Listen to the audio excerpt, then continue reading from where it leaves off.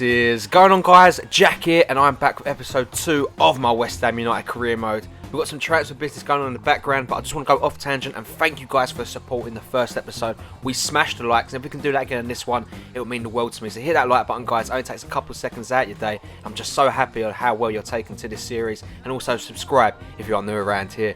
We kick off things now looking to get Dominic Solanke, Eric Dier and Danny Ceballos into the club. All three players that I think can make a massive difference to the club if we get them into the team. Dominic Solanke may be a player that can come through the ranks maybe in season 2. I want to nourish him into a good player this season, maybe get him some first team opportunities here and there, if we do sign him, that is. We do also look to get Inaki Williams and Gelson Martins. The Portuguese winger actually looks like a really good player. Recently signed a 6-year deal though with Sporting, so it's going to be very difficult to get him into the club.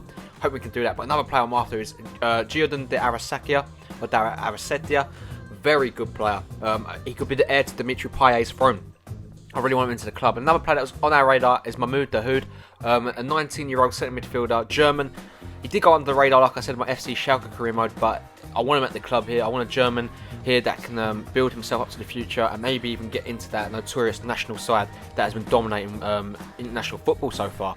We do also look for Jordan Lukaku, one of the Lukaku brothers, into the club. We actually do beat Stuttgart here 5-4 on penalties in the semi-final of the competition in pre-season, which is good to see. So we'll be playing the final live for you guys, and we do get our first player of the window signed in, Ruben Loftus-Cheek, who actually did announce to sign a new 5-year deal today at Chelsea, has joined West Ham United for 900 grand plus Luka Belic. And also another player we're looking to get into the club before that final is Arthur Musaku, a very good left back from Olympiacos. Want to get him into the club. I'd love to keep Aaron Cresswell here, but he just doesn't grow enough, and in this career mode I'm looking to grow players a little more better and have a great side here. We do send Jordan Brand on loan to Colchester, and we do go into contract negotiations now with Danny Ceballos, the left midfielder.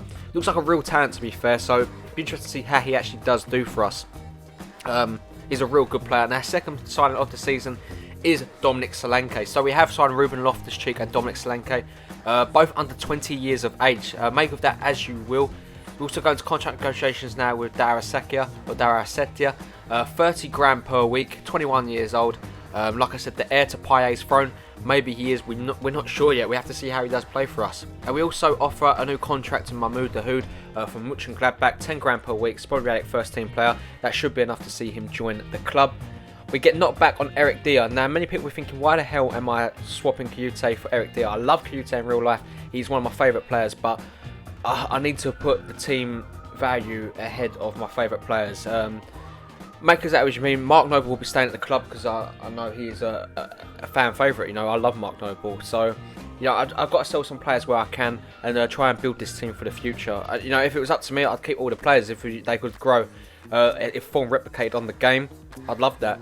We do actually get our left back into the club, and marks the end of Aaron Cresswell's stay at West Ham. Musaku does join the club. Fulka Arthur Musaku, very good player. The French left back should fit in very well at the club. Here's the bench for the game against Cologne. Carol Solanke, Song, amongst other players. We do start with Dimitri Payet, Sacco, Noble, Kouyaté, Lanzini, Moses, Musaku, Ogbonna, Reed, Byram and Adrian. Obviously in the last episode we did suffer an injury with Antonio, who will be out for 2 months, I believe. Actually no, 2 weeks, sorry. So there's a major blow. Hopefully he'll be okay for the Arsenal game at the start of the season. But the Cologne side here, players to watch: Anthony Modeste, Bittencourt, all very good players. 3 at the back though leaves them very wide open for us to be attacking down them flanks, and it would be us that starts off very well here. As Kouyaté onto the ball, does play on the oncoming Manuel Lanzini. The Argentine plays it into the middle to find Dimitri Payet, back into Manuel Lanzini here. He's got space down that flank, cross into Diafra Sakho, and an absolute howler from the goalkeeper would allow the Senegal man to find the back of the net. Just 4 minutes into the game, it is 1-0 to West Ham United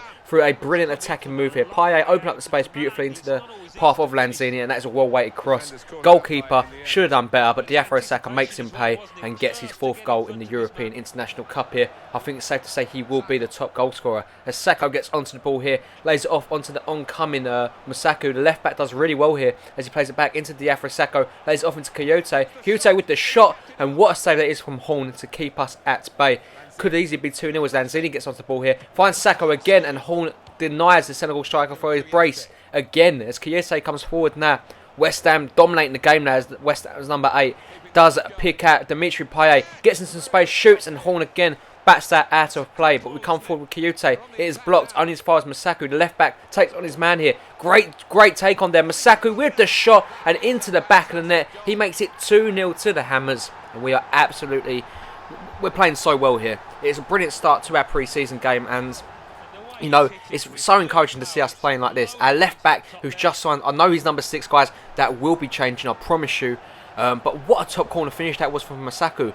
Brilliant from the left back here as we come forward yet again with Diafra Sakho now right at the end of the half. It's Diafra Sakho. He gets challenged. Sorensen plays it back into Horn. Horn finds Hector off back of his heel. Sakho has been presented with a real chance here, and he does finish. West Ham United 3, Cologne 0. We are absolutely dominating this game here and leaving Cologne in our wake. What a performance this is from the Hammers. You know, it comes into Sakho's path and he's going to make no mistake of finding the back of the net there. That is a really cool, calm and collective finish from Diafra Sakho. 5 goals in the competition so far this year, and he has been just a player to be mesmerised by. You thought Dimitri Payet would be taking all the headlines, but as it seems at the moment, Diafra Sakho has been performing very well as we do lead this game 3-0 against Cologne. We do come forward though yet again. Diafra Sakho right at the start of the half gets his shot away, and Horn is springing into action straight away there. They would come forward a couple of minutes later here. We do win it back. Winston Reid, who does find Noble into Dimitri Payet, into Sakho, turns away from his man, shoots, bottom corner. It is a hat-trick for Diafra Sakho. 4-0 to the Hammers, right on the hour mark. And I think it's safe to say we have won this pre-season tournament here with ease. I cannot see Cologne coming back into this one. Great link-up move here from West Ham.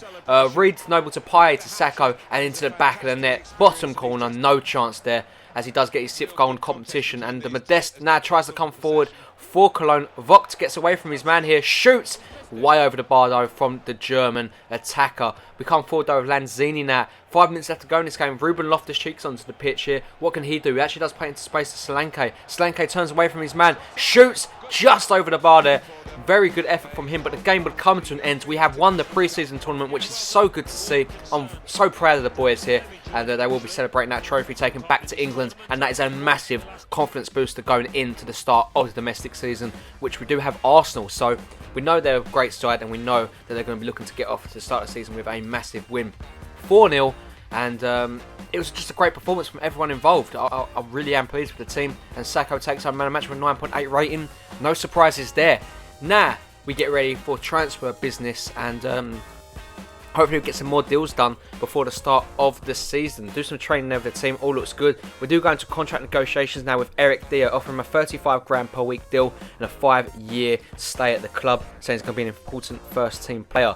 Also look to get Mohamed Dahoud. We do get actually knocked back on him, so we offer him 12.5 grand per week and saying he's going to be a sporadic first team player. That should be enough to get him staying at the club, or actually joining our club. We do actually get another sign in. The Arasakia does join, or Arasetia does join the club. Very good signing there, and I'm very pleased with that one. Gelson Martins now. We have a bit of a dilemma.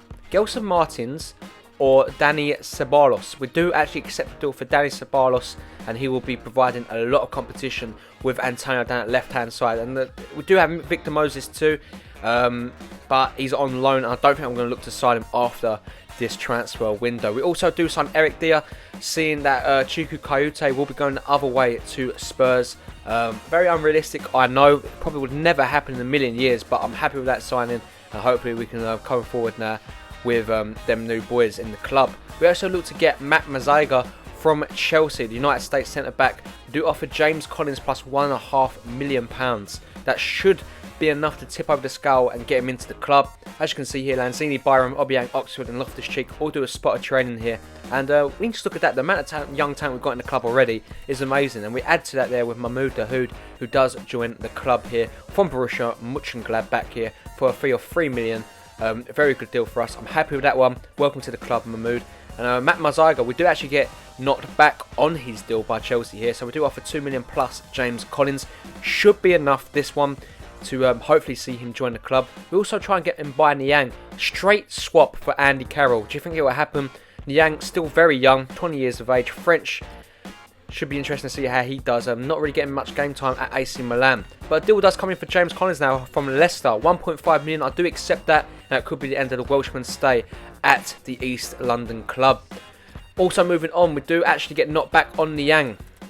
So we do offer £5.5 million for his services. That should be enough to see him come to the club if AC Milan want to put their money where their mouth is. As you can see here though, we do offer 3.3 million for Matt Mazega now, looking like James Collins could be leaving the club, so we do offer that 1.5 million that we could be getting onto that transfer deal.